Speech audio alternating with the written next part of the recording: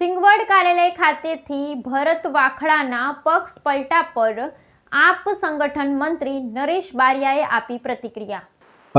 ભરતભાઈ જો ભાજપમાં જાય તો ખરેખર તો કોંગ્રેસમાં હતા એટલે કોંગ્રેસને થોડો ઘણો કદાચ ફરક પડે, પણ અમારી આમ આદમી પાર્ટીને તો એમના જવાથી કોઈ પણ પ્રકારનો ફરક પડ્યો નથી ને પડવાનો નથી, એ પાકું છે।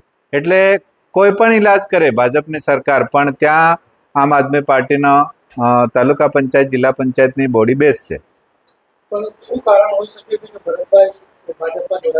હા, એનું મુખ્ય કારણ છે અત્યારે ભાજપ છે સામ દામ દંડની તમામ નીતિનો ઉપયોગ કરી રહી છે, ત્યારે એમને કદાચ રૂપિયાની પણ લાલચ આપી હોય, તાલુકા પંચાયત જિલ્લા પંચાયત લડાવવાની પણ લાલચ આપી।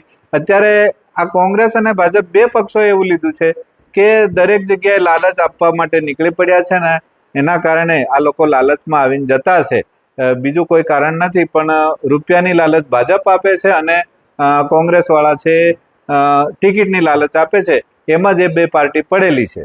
પરંતુ ત્યાં ભાજપ પાસે સક્ષમ છે, મંત્રી છે, તેમ છતાં ભરત વાઘેલાને ભાજપ લઈ ગઈ છે, શું કારણ છે? અત્યારે દેવગઢ બારિયાની જનતા જાણી ગઈ છે, અત્યારે બચ્ચુભાઈ થી બી ત્રાસી ગઈ છે અને ભરતભાઈ તો નિષ્ક્રિય જેવા થઈ ગયેલા છે, એટલે એમનાથી અત્યારે વિશેષ ચહેરો ત્યાંની જનતા માંગી રહી છે। તો અમે કદાચ એવું પણ માનીએ છીએ કે ઈમાનદાર વ્યક્તિ ત્યાં કોઈ પણ આમની બેની સામે આવે તો 100% ત્યાં જીતવાના છે।